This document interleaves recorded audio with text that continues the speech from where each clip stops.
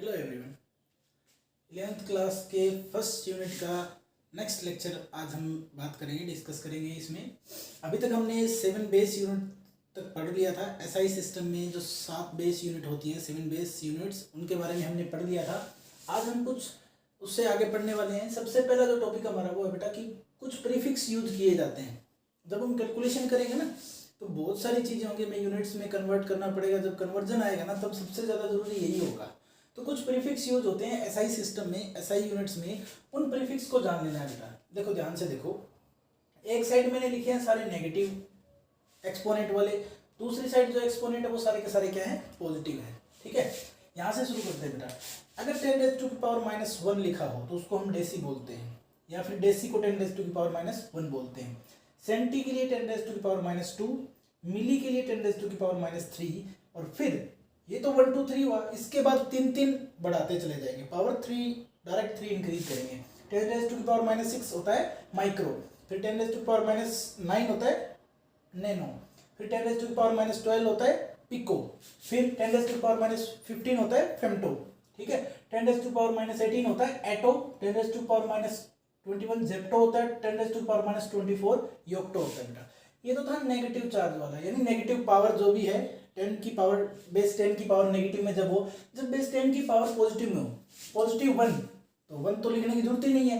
तो 10 को डेका बोलते हैं, 10⁻2 यानी 10 का स्क्वायर, उसको हेक्टो बोलते हैं। 10⁻3 यानी 10 का क्यूब यानी 1000 किलो, फिर 10⁻6 मेगा, 10⁻9 गीगा, फिर 10⁻12 टेरा, 10⁻15 पेटा, 10⁻18 एक्सा, 10⁻21 जेटा और 10⁻24 योटा बोलते हैं बेटा। इनको आपको याद कर लेना है। आपको एनसीईआरटी की बुक में भी दिए मिल जाएंगे, इनको आपको याद ही करना पड़ेगा। इसमें से भी जो सबसे ज्यादा हमारे इंपॉर्टेंट होते हैं ना, जिनको हमें बिल्कुल याद रखना ही पड़ता है, वो कौन सा होता है? एक तो पिको नैनो माइक्रो, ये तो 3 है ही हैं, ये बहुत यूज होते हैं कैलकुलेशन के टाइम पे, pico nano micro.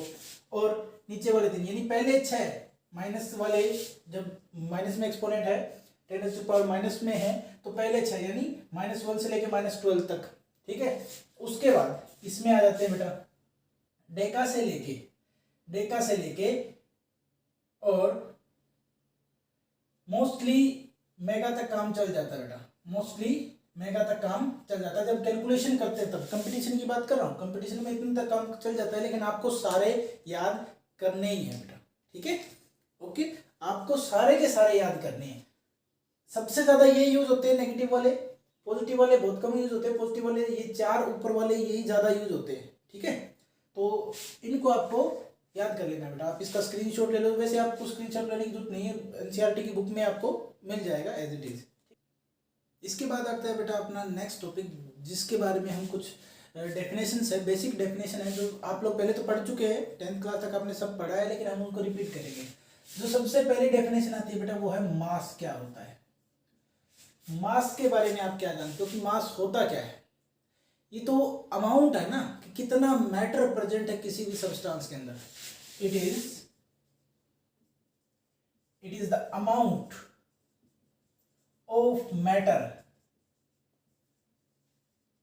Present in a substance, यानी किसी भी सब्सटेंस में कितना अमाउंट है उस मैटर का, यानी मैटर से ही बने सब कुछ, तो मैटर का कितना अमाउंट है उसको मास बोलते हैं बेटा।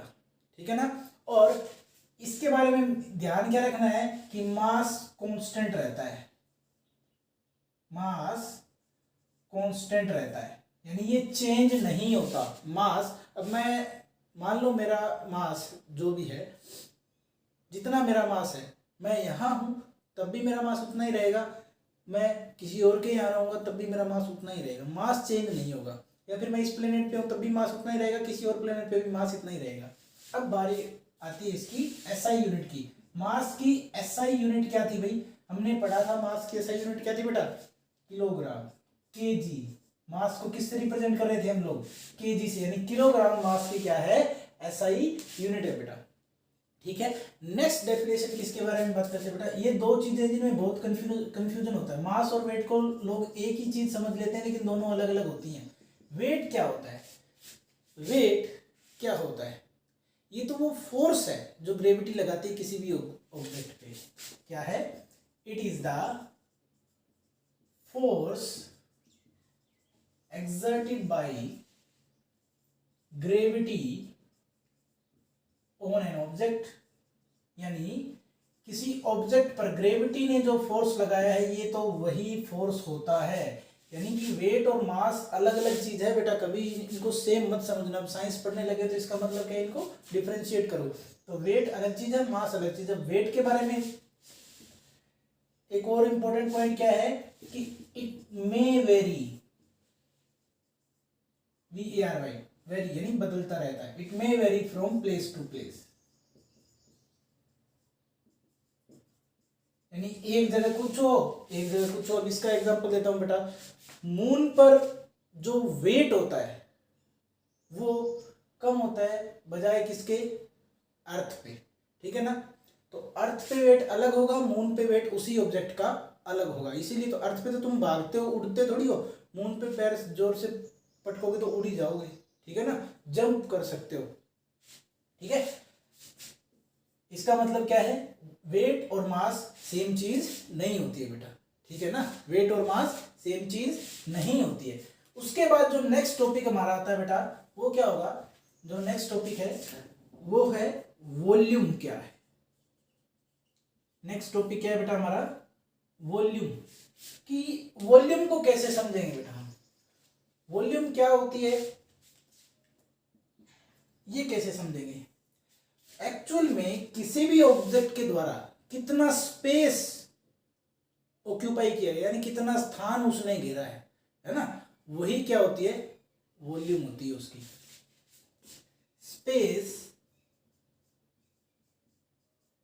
occupied by an object is called its volume, ठीक है ना। उसकी वॉल्यूम कितनी है, जितना वो स्पेस ऑक्यूपाई कर लेता है। अब एक ग्लास है, मान लो 200 ml का है, उसमें 200 ml पानी आता है, तो वो उतना ही तो स्पेस ऑक्यूपाई कर रहा है ना टोटल, उससे ज़्यादा ऑक्यूपाई नहीं कर पा रहा। तो उसने सिर्फ 200 ml का स्पेस ऑक्यूपाई किया, तो उसकी वॉल्यूम 200 ml ही होगी। अब इसकी जो यूनिट होती है वो लेंथ वाली होती है। ऐसा यूनिट क्या होती है इसकी, लेंथ की होती है, लेंथ का क्यूब। वॉल्यूम की जो एसआई यूनिट होती है वो लेंथ वाली यूनिट का क्यूब होती है। और लेंथ की यूनिट क्या होती है, एसआई मीटर होती है। इसका मतलब इसकी यूनिट क्या होगी, मीटर क्यूब होगी। मीटर क्यूब होगी, क्या होगी, मीटर क्यूब होगी, ठीक है। तो इस चीज को ध्यान रखना, ये एसआई यूनिट्स आपको बहुत ध्यान रखनी होगी, इसको याद करना ही करना पड़ेगा। एसआई यूनिट्स को आपको याद कर ही लेना है बेटा, ठीक है। अब कुछ और चीजें बता देता हूं। एक चीज जो हम डेली यूज में लेके आते हैं वो क्या है, लीटर। लीटर, अब सब सोचते होंगे कि लीटर तो भाई यूनिट है। एक्चुअल में लीटर कोई एसआई यूनिट नहीं है, लीटर एसआई यूनिट नहीं है। ये तो एक कॉमन यूनिट है जो हम यूज करते हैं बेटा, ठीक है ना। लीटर कोई एसआई यूनिट नहीं होती है। घर पे दूध आता है, दूध दे के जाता है, हम दूध वाले से दूध लेके आते हैं, 1 लीटर दूध दे दो भैया, 2 लीटर दूध दे दो, ठीक है। तो वो लीटर कोई एसआई यूनिट नहीं है। वॉल्यूम की जो एसआई यूनिट है वो मीटर क्यूब होती है बेटा। इससे छोटी यूनिट यूज की जाती है, छोटी यूनिट्स। अब केमिस्ट्री में जब हम लैब में काम करते हैं तो हम बहुत स्मॉल वॉल्यूम के साथ काम करते हैं। तो स्मॉल वॉल्यूम उसके लिए यूज क्या किया जाता है, सेंटीमीटर क्यूब। मीटर का एक छोटा पार्ट क्या होता है, सेंटीमीटर। तो स्मॉल यूनिट कौन सी होती है इसकी, एक तो एसआई होगी, उसके बाद सीजीएस यूनिट की बात आती है तो ये होती है सेंटीमीटर क्यूब बेटा, ठीक है ना। अब मैं कुछ रिलेशंस बताऊंगा कि वॉल्यूम के लिए जो जो चीजें यूज करते हैं उनके बीच में रिलेशन क्या है। अब 1 लीटर किसके इक्वल होता है, 1000 ml के इक्वल होता है, सबको पता है। 1 लीटर में 1000 ml होते हैं, ठीक है ना। और वो किसके इक्वल होता है, 1000 सेंटीमीटर क्यूब के इक्वल होता है। और वो किसके इक्वल होता है बेटा, वो होता है 1 डेसीमीटर क्यूब के इक्वल होता है, ठीक है ना। अब इससे भी कुछ रिलेशन निकल के आएगा, क्या आएगा उसको बता देता हूं, पहले इसको देख लो ध्यान से।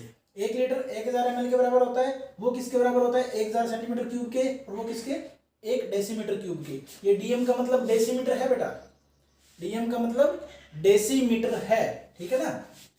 तो अब एक चीज को ध्यान से देखो कि यहां से ये चारों चीजें बराबर हैं बिल्कुल। 1 लीटर को तुम 1000 ml भी लिख सकते हो, 1000 सेंटीमीटर क्यूब भी लिख सकते हो और 1 डेसीमीटर क्यूब भी लिख सकते हो। इसका मतलब क्या हुआ कि 1 सेंटीमीटर क्यूब किसके इक्वल होता है, 1 ml के इक्वल होता है। 1 सेंटीमीटर क्यूब 1 ml के इक्वल होता है। सिंपल सी बात है, तीनों जीरो से तीनों जीरो काट दो तो 1 ml इक्वल टू कितना आ जाएगा, 1 सेंटीमीटर क्यूब ही तो बचेगा। ठीक है, एक चीज तो ये भी निकल के आ गई। उसके बाद इन दोनों के बीच में देखो, उसके बाद सेंटीमीटर और डेसीमीटर के बीच में क्या होता है कि 10 centimetre is equal to 1 decimetre होता है बेटा। 10 centimetre is equal to 1 decimetre होता है बेटा।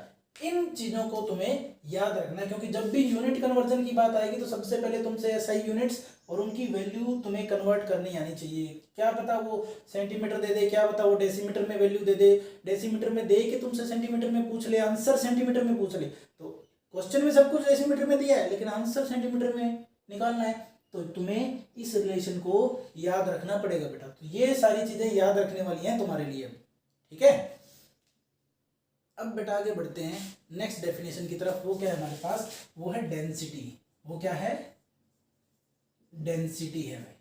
क्या है, डेंसिटी। डेंसिटी का मास और वॉल्यूम के साथ सीधा सीधा रिलेशन होता है बेटा। Density is equal to mass by volume. ठीक है, सिंपल सी बात है। डेंसिटी क्या होती है, मास बाई वॉल्यूम होती है। इसको ऐसे भी रिप्रेजेंट किया जा सकता है, स्मॉल डी से, स्मॉल एम और वी से। ठीक है ना, डेंसिटी क्या होती है, मास बाई वॉल्यूम। अब डेंसिटी मास बाई वॉल्यूम है, इसका मतलब अगर डेंसिटी की यूनिट निकालनी हो तो कैसे निकालेंगे, तो सिंपल सी बात है, मास की यूनिट हमें पता चल रही है, मास की यूनिट हमने पढ़ ली, वॉल्यूम की यूनिट पढ़ ली, तो डेंसिटी की यूनिट क्या होगी, मास की यूनिट क्या होती है बेटा, किलोग्राम, और वॉल्यूम की यूनिट क्या होती है, मीटर क्यूब। इसका मतलब क्या हुआ, डेंसिटी की यूनिट क्या हो जाएगी, किलोग्राम पर मीटर क्यूब। डेंसिटी की क्या है ये, एसआई यूनिट है बेटा, किलोग्राम मीटर क्यूब। अब क्योंकि हम लैब में छोटी चीज़ों से डील ज़्यादा करते हैं, छोटे छोटे सैंपल लेते हैं, इसलिए इसकी छोटी इकाई ले लेते हैं। किलोग्राम की जगह हमारे पास क्या होता है, ग्राम, और यहाँ सेंटीमीटर क्यूब। ठीक है ना, ग्राम पर सेंटीमीटर क्यूब भी इसकी छोटी यूनिट है जो यूज की जाती है बेटा। ठीक है ना, की जाती है। डेंसिटी का मतलब क्या होता है कि कितना क्लोजली पैक्ड है किसी भी सब्सटेंस के पार्टिकल्स आपस में। जितनी ज्यादा डेंसिटी होगी पार्टिकल्स उतने क्लोजली पैक होंगे, उतने क्लोजली स्पेस्ड होंगे, प्लेस्ड होंगे। ठीक है बेटा, इसके बाद नेक्स्ट थिंग आती है बेटा, नेक्स्ट डेफिनेशन जो है वो किस चीज की है, वो है टेम्परेचर। वो क्या है, टेम्परेचर। जनरली क्या है, टेम्परेचर को तीन तरीकों से हम रिप्रेजेंट करते हैं। वो तीन कॉमन स्केल क्या है, तीन कॉमन स्केल हैं। सबसे पहला स्केल बेटा हम डिग्री सेल्सियस की बात करते हैं, डिग्री सेल्सियस। दूसरा स्केल क्या होता है बेटा, डिग्री फ़ारेनहाइट। और तीसरा स्केल क्या होता है बेटा, केल्विन स्केल। और इनमें से जो एसआई यूनिट होती है टेम्परेचर की, टेम्परेचर की एसआई यूनिट पढ़ चुके हैं हम लोग लास्ट लेक्चर में। एसआई यूनिट होती है टेम्परेचर की, वो क्या होती है बेटा, केल्विन। ठीक है, एसआई यूनिट क्या होती है, केल्विन होती है बेटा। ठीक है ना, टेम्परेचर की एसआई यूनिट क्या होती है, केल्विन होती है। अब इनके आपस में रिलेशन क्या होते हैं, उस पर क्वेश्चन आ सकते हैं बेटा, उस पर क्वेश्चन पूछे भी जाते हैं, आ भी सकते हैं एग्जाम में। तो सबसे पहले देखते हैं डिग्री सेल्सियस और फ़ारेनहाइट के बीच में रिलेशन क्या है, relation between degree Celsius and degree Fahrenheit. ठीक है भाई, देखते हैं क्या रिलेशन। वो रिलेशन क्या है बेटा, तो degree Fahrenheit is equal to, अब सिंपल सा रिलेशन है, ज़्यादा दिक्कत वाली बात ही नहीं है, 9/5 डिग्री सेल्सियस प्लस 32। सीधी सी बात है, ये है डिग्री फ़ारेनहाइट और डिग्री सेल्सियस के बीच का रिलेशनशिप। इसका मतलब अगर 0 डिग्री सेल्सियस को हमें फ़ारेनहाइट में कन्वर्ट करना है तो डिग्री सेल्सियस की जगह क्या लिख दोगे, 0। सब कुछ 0 से मल्टीप्लाई हुआ है, इसका मतलब 0 डिग्री सेल्सियस कितने के इक्वल होता है, 0 degree Celsius is equal to 32 degree Fahrenheit. Simple सी बात है, इसी को सॉल्व करके ही आता है। और ये क्या होता है, वाटर का फ्रीजिंग पॉइंट होता है। क्या होता है, वाटर्स फ्रीजिंग पॉइंट। क्या होता है बेटा, waters freezing point. 0 degree Celsius पे तो बर्फ बननी शुरू होती है ना, तो वाटर का फ्रीजिंग पॉइंट तो यही होगा। अब नेक्स्ट चीज, दूसरा रिलेशन देखते हैं बेटा। रिलेशन बिटवीन क्या है, केल्विन और डिग्री सेल्सियस के बीच में क्या रिलेशन है, between kelvin and degree Celsius. इनके बीच में रिलेशनशिप क्या है तो भाई, तो kelvin is equal two degree Celsius plus 273.15, ठीक है ना। तो ये है दूसरा रिलेशन जो किसके बीच में है, डिग्री सेल्सियस और केल्विन के बीच में। अब मान लो 0 डिग्री सेल्सियस, यानी वही वाटर का फ्रीजिंग पॉइंट की ही बात कर रहा हूं मैं। अगर वाटर के फ्रीजिंग पॉइंट को निकालना हो तो 0 डिग्री सेल्सियस कितने के इक्वल होगा, 0 डिग्री सेल्सियस 273.15 केल्विन के इक्वल होगा बेटा, ठीक है। ऐसे ही बाकी सारे रिलेशन निकाले जा सकते हैं। अब 3 है, 3 में से 2 दिए हो तो किसी भी तीसरे की वैल्यू इन 2 फॉर्मूलों के बेस पे या इन 2 रिलेशंस के बेस पे निकाली जा सकती है बेटा। तो इतनी बात आप लोगों को क्लियर होगी कि डेंसिटी क्या है, टेम्परेचर क्या है। टेम्परेचर के 3 स्केल हैं। एसआई यूनिट टेम्परेचर की हमेशा केल्विन होती है। डेंसिटी की एसआई यूनिट होती है किलोग्राम पर मीटर क्यूब। छोटी यूनिट यूज करते हैं ग्राम पर सेंटीमीटर क्यूब, ठीक है। तो रिलेशन देख लिए डिग्री सेल्सियस और डिग्री फ़ारेनहाइट के बीच में, डिग्री सेल्सियस और केल्विन स्केल के बीच। अब नेक्स्ट टॉपिक है बेटा हमारा साइंटिफिक नोटेशन। जो नेक्स्ट टॉपिक वो क्या है, साइंटिफिक नोटेशन। साइंटिफिक नोटेशन, पहली चीज तो इस साइंटिफिकेशन नोटेशन क्या है, इसकी जरूरत ही क्या पड़ी, इस चीज के बारे में बेसिक जो है इसका, उसके बारे में डिस्कस कर लेते हैं बेटा कि साइंटिफिक नोटेशन क्या होता है। जब भी हम किसी लार्ज नंबर को इस फॉर्मूले में पुट कर देते हैं n × 10⁻⁴n, तब उसको बोला जाता है बेटा साइंटिफिक नोटेशन। इस फॉर्मूले में जब किसी भी लार्ज नंबर को हम नोट कर देते हैं या पुट कर देते हैं, तब उस नोटेशन को क्या बोला जाता है, साइंटिफिक नोटेशन बोला जाता है। अब क्योंकि अब इसकी जरूरत क्यों पड़ी, क्योंकि देखो मास ऑफ एटम बहुत मास, जब एक्यूरेट मास की बात करते हैं ना तो वो बहुत सारे डेसिमल प्लेस तक, 20-30 डेसिमल प्लेस तक जाता है। चार्ज ऑफ एटम 10⁻⁻13 -19 -31 इलेक्ट्रॉन का चार्ज, प्रोटॉन का चार्ज, इफेक्टिव न्यूक्लियर चार्ज, पूरा जो जितने भी पूरे सिस्टम में सारे इलेक्ट्रॉन का चार्ज का सम कितना आता है, बहुत ज्यादा, 10⁻⁻⁰ 10⁻⁻⁰ वो 10⁻⁻⁰ कैसे आता है, यहाँ देखो इस नोटेशन के थ्रू आता है। एक्चुअल में चार्ज कितना होता है, बहुत बहुत ज्यादा बड़ा होता है भाई, मतलब उसमें 20 डिजिट होती हैं, उनको नोट करना होता है। एक तो तुम 20 डिजिट लिखो, मान लो ये लिखो तुम 0.00000 यानी 0.0001666 ये लिख दो भाई। एक तो तुम ये लिखो, तो इस डेसिमल प्लेस के बाद कितने डिजिट्स हैं, बहुत सारे डिजिट है, कैसे लिखोगे। इसके बजाय छोटी डिजिट लिखना ही पसंद करोगे ना सब लोग, तो छोटी डिजिट को कैसे लिखा जाता है बेटा, छोटी डिजिट को लिखने के लिए ही हम साइंटिफिक नोटेशन को यूज करते हैं बेटा, जिसके अंदर n क्या है, n एक नंबर है, ठीक है। n क्या है, n एक नंबर है, n इज ए नंबर जिसको हम क्या बोलते हैं, डिजिट टर्म। n को क्या बोला जाता है बेटा, ये n को क्या बोला जाता है, डिजिट टर्म बोला जाता है, ठीक है। n को क्या बोला जाता है, डिजिट टर्म, ठीक है। n एक नंबर है, जस्ट ए नंबर, n क्या है, जस्ट नंबर है। और जो स्मॉल n है, स्मॉल n क्या है, एक्सपोनेंट है बेटा, क्या है, एक एक्सपोनेंट है। जो भी 10 की पावर में जो कुछ भी लिखा जाता है उसको एक्सपोनेंट बोला जाता है, इसको एक्सपोनेंशियल फॉर्म बोला जाता है, ठीक है ना। 10 की पावर में जो कुछ भी लिखा जाता है उसको एक्सपोनेंट बोला जाता है, उसको हम यहाँ क्या लिख रहे हैं, n लिख रहे हैं। अब ये एक्सपोनेंट कैसा हो सकता है, ये पॉजिटिव भी हो सकता है और नेगेटिव वैल्यू भी हो सकती है इस एक्सपोनेंट की, ठीक है। तो साइंटिफिक नोटेशन की बात करते हैं। अब एग्जांपल देता हूं कि कैसे लिखा जाता है इसे। एग्जांपल ले लेते हैं 232.508। इसको अगर मुझे साइंटिफिक नोटेशन में लिखना हो, इसको अगर मुझे साइंटिफिक नोटेशन में लिखना हो तो मैं कैसे लिखूंगा, ध्यान से देखना। 2.3258 इंटू 10⁻²। ये हुई इसकी साइंटिफिक नोटेशन। मैंने 232.508 232 232 है ना, 232, इसको कैसे लिख दिया 2.3250। अब ये कितना आ गया, 2 से ही मल्टीप्लाई करना पड़ रहा है ना, 2 से मल्टीप्लाई कर दो 10⁻² को, 10⁻² का मतलब 100 तक चला जाएगा ना, इतना ही आ जाएगा। तो इसको सिंप्लीफाई करने के लिए, कैलकुलेशन को इजी करने के लिए हम इस साइंटिफिक नोटेशन को यूज करते हैं बेटा। अब देखते हैं मल्टीप्लिकेशन में, डिवीजन में, एडिशन में, सब्ट्रैक्शन में इसका कैसे यूज होता है। तो सबसे पहले देखते हैं बेटा कि इसमें मल्टीप्लीकेशन एंड डिवीजन,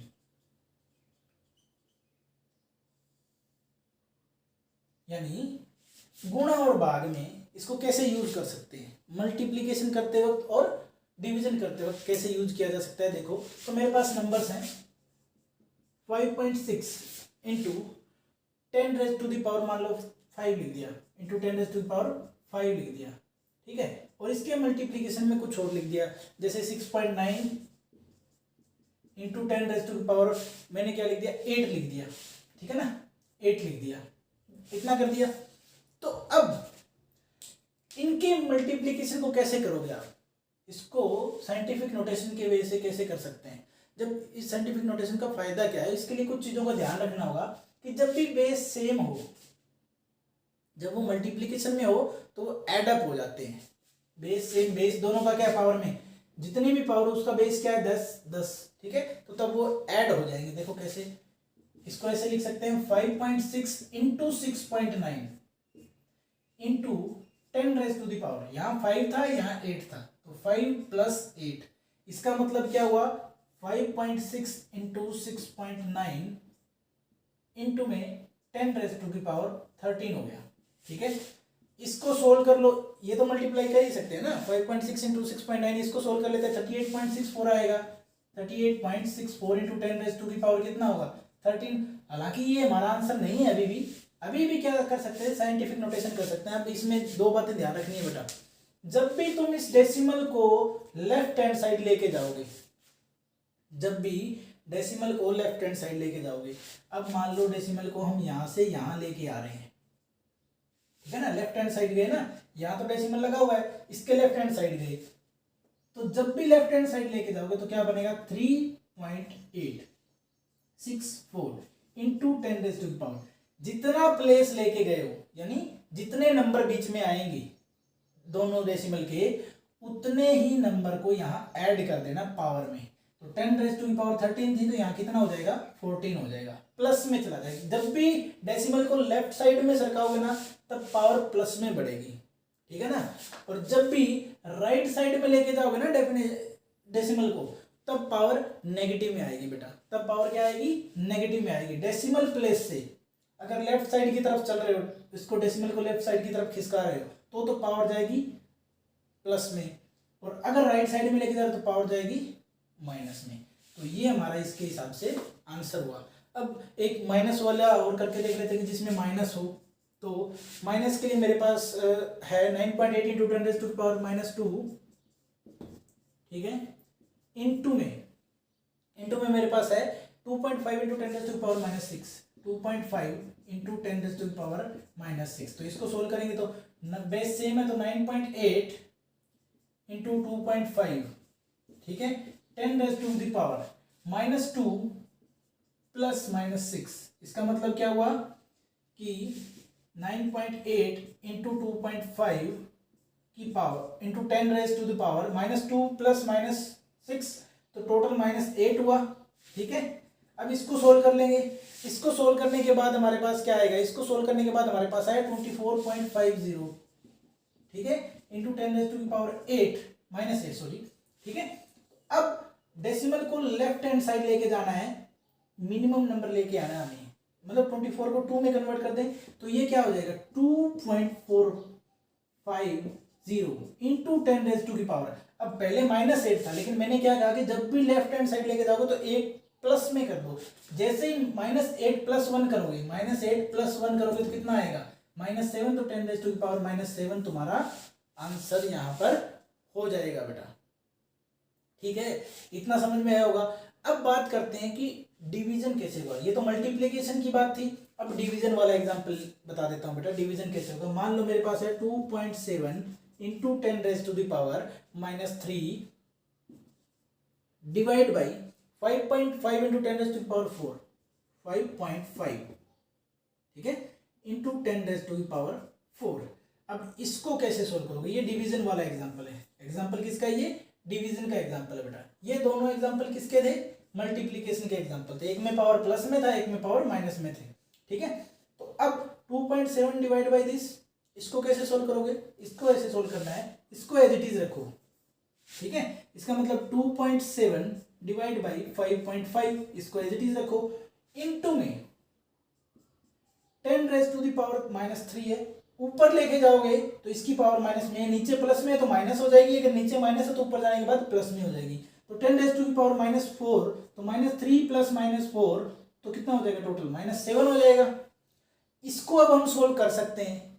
जब हम इसको सोल्व करेंगे तो क्या आएगा हमारे पास, इसको सोल्व करेंगे तो 0.4909 आएगा, 0.4909 into 10 raise to the power -7 आया।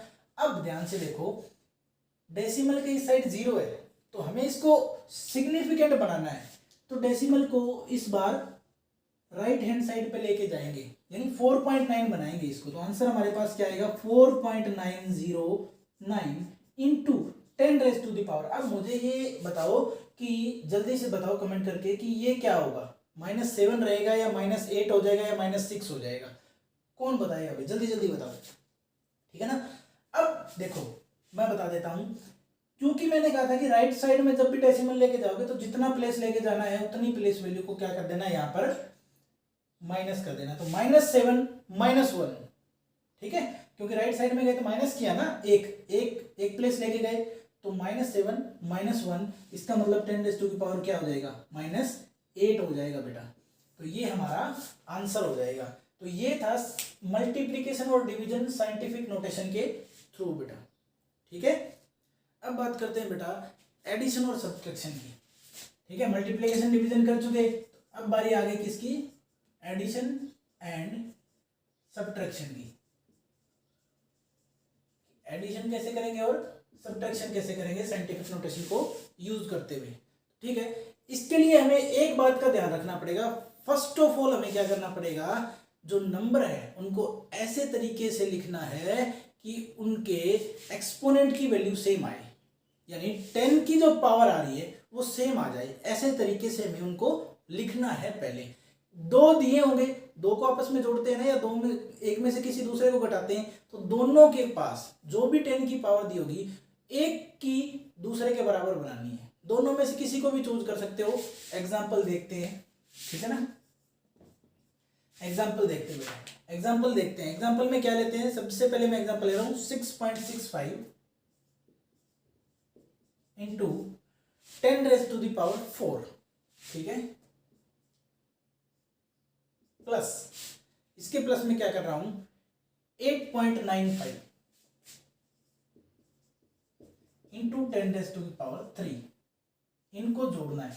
अब चूंकि बेस सेम नहीं है तो डायरेक्ट नहीं जोड़ सकते, बेस तो सेम है लेकिन पावर तो सेम नहीं है ना। अब जोड़ते और घटाते वक्त पावर को सेम करना जरूरी है, ठीक है ना। मल्टीप्लिकेशन और डिवाइड में बेस सेम होना चाहिए, सब हो जाएगा, ठीक है ना, वो अपने आप ऐड हो जाती है। लेकिन जब भी हम एडिशन और सब्ट्रैक्शन करेंगे तब बेस सेम होते हुए भी पावर भी सेम होनी चाहिए, तभी जाके हम उनको एडिशन या सब्ट्रैक्ट कर पाएंगे, ठीक है ना। तो अब देखो, या तो इसको 3 कर लो या इसकी पावर को 4 कर लो।